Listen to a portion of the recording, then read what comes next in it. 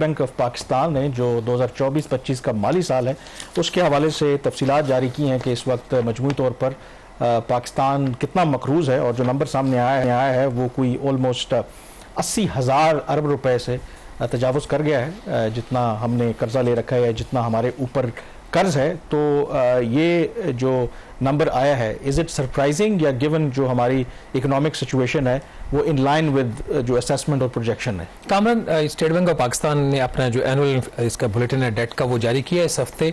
थोड़ा सा तख़ीर से जारी हुआ, हम एक्सपेक्ट कर रहे थे कि जल्दी आ जाएगा, बट इसमें डिले था, कुछ नंबर्स की रिकन्सिलिएशंस के इश्यूज थे। Before going into the details के क्या नंबर्स हैं और कैसी कारकर्दगी है, ओवरऑल जो कॉन्टेक्स्ट है उसको सामने रखना ज़रूरी है। अगर आप पिछले 1-1.5 साल से एक आप नैरेटिव देखें फेडरल गवर्नमेंट, वजारत ख़जाना का, IMF का, वर्ल्ड बैंक का, कि पाकिस्तान की जो फिस्कल पोजीशन है वो सस्टेनेबल होती जा रही है। अब मामला जो है वो इतने अबतर नहीं है जितने पहले थे, अब चीज़ें बेहतरी की तरफ जा रही हैं, टैक्स कलेक्शन में भी बेहतरी आ रही है।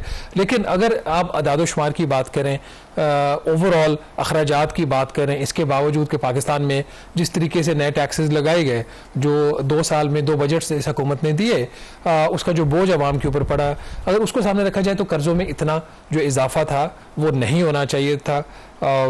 फाइनेंस मिनिस्ट्री का फिस्कल सस्टेनेबिलिटी का क्लेम है, और मैं हमेशा से एक बात कहता रहा हूँ कि ये जो पाकिस्तान में इस वक्त आपको इकोनॉमिक स्टेबिलिटी नज़र आ रही है रिलेटिव टर्म्स में। अगर आप 2 साल 3 साल पहले की सूरत हाल देखेंगे तो जब हमारे दिवालिया होने की बात हो रही थी तो बहुत ही एक तशवीशनाक एक फेज थी, वो ख़त्म हो चुकी है। रिलेटिव टर्म्स में पाकिस्तान बेहतरी की तरफ जा रहा है। अच्छा, इससे पहले कि आप नंबर शेयर करें, मैं लोगों को दिल को तसल्ली देने के लिए, इस वक्त अमेरिका हमारे से ज़्यादा शायद मकरूज है। कोई सबसे बड़ा प्रॉब्लम तो वहाँ पे चल रहा है, कोई $36 ट्रिलियन का वहाँ पर वो उन पे कर्जा चढ़ा हुआ है। तो और उनकी इकोनॉमी के बराबर है। नहीं, देखिए उसमें एक फ़र्क है पाकिस्तान और अमेरिका में। नहीं, but it's a serious issue है वहाँ पे। नहीं, उसमें एक और वजह होती है ना। देखें, कर्ज जो है, अगर तो आप कर्ज को अफोर्ड कर सकें, अल्लाह ताला ने आपको पैसे दिए हैं, आपके बैंक में पैसे पड़े होंगे, तो मैं इस्तेमाल नहीं करूँगा, मैं कर्ज लेके बैंक से गाड़ी ले लूँगा, तो आपको शायद मसला ना हो।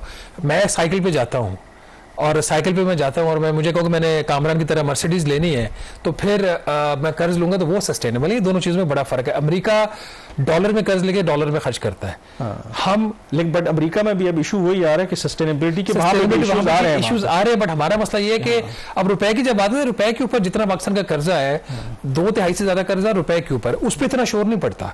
Trillions of rupees federal government borrow कर रही होती है, 2 हफ्ते बाद 3 हफ्ते बाद स्टेट बैंक की ऑक्शन हो रही होती है। मसला कहाँ होता है? जहां पे आपको गैर मुल्की करेंसी चाहिए होती है।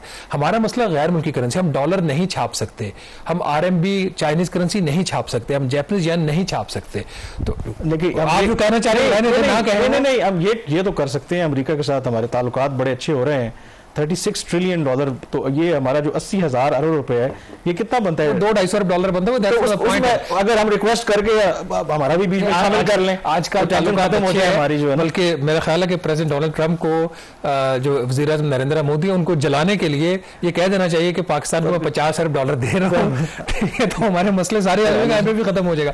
ना अगर नंबर्स की थोड़ी सी बात कर लें, फिस्कल पोजीशन जो भी हो, जितनी भी टैक्स महसूलात में इजाफा हो रहा हो, जो हकायक इस वक्त जो सरकारी हकायक है वो ये बता रहे हैं कि पिछला माली साल जो ख़त्म हुआ है इसमें पाकिस्तान की हुकूमत के ज़िम्मे जो कर्ज है उसमें 13% एक साल में इजाफा हुआ है। रोज़ाना की बुनियाद पर 25.5 अरब रुपया जो गवर्नमेंट है उसने कर्जों में शामिल किया है। जो मजमूई कर्जा है पब्लिक सेक्टर का, सिर्फ जिसमें प्राइवेट शामिल नहीं है, जिसकी इंडायरेक्ट रिस्पॉन्सिबिलिटी गवर्नमेंट की होती है, जो एक्सटर्नल वाला कंपोनेंट होता है, वो 80,500 अरब रुपया है। पहले ये कहा जाता था कि चले एब्सोल्यूट टर्म्स में तो ये कर्जा ऊपर जाता ही है, इकोनॉमी के हजम के मुकाबले में देखा जाए, जिसकी तरफ कामरान भी इशारा कर रहे हैं, तो इकोनॉमी के हजम के मुकाबले में तो कर्ज कम हो रहा है, बट यहाँ पे ऐसा नहीं है। जहाँ पे एब्सोल्यूट टर्म्स में कर्ज में इजाफा हुआ है, वहीं पे अगर GDP के हिसाब से आप देखें, पाकिस्तान की इकोनॉमी के साइज के हिसाब से देखें, तो उसमें भी तकरीबन 2.4% का GDP कर्ज में इजाफा हुआ है। तो रुपए में भी, ओवरऑल एब्सोल्यूट टर्म्स में भी और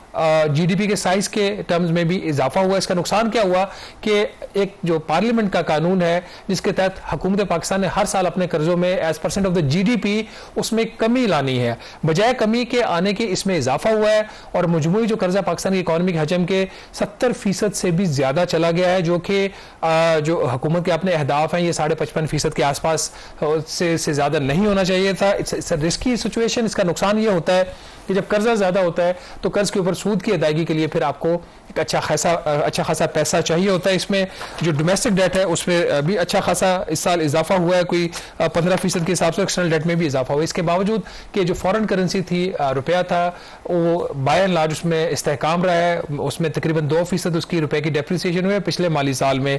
बट डेट जो है 80,500 अरब रुपया, और टोटल कर्ज देख लिया जाए जो पाकिस्तान के ज़िम्मे है इस वक्त, वो 80,500 अरब तो हमारे फेडरल गवर्नमेंट का है, वो 94,000 अरब रुपया है जो पाकिस्तान की जो इकॉनमी है उसके हजम के ये रफली कोई बराबर बनता है 82% के। तो कामरान नंबर्स काफ़ी ये अलार्मिंग है, अच्छे नंबर्स नहीं है जितनी भी ये फिस्कल सस्टेनेबिलिटी कर ले। उस सूरत में है कि अब हालांकि जो इनिशली जो ज़ाहिर है कि जो प्रोजेक्शंस थी कि शायद जो इंटरेस्ट रेट हैं वो ऊपर ही रहेंगे, लेकिन क्योंकि महंगाई की शरह में अनएक्सपेक्टेड कमी हुई और उसकी वजह से फिर फ़र्क पड़ा, और अगर ये इंटरेस्ट रेट जो हैं वो उसी तरीके से रहते जो पहले थे तो शायद ये नंबर उससे भी कहीं ज़्यादा होता। फिर देखिए इंटरेस्ट रेट अगर वही रहते तो नंबर बहुत ख़तरनाक होता, और ज़्यादा ख़तरनाक होता।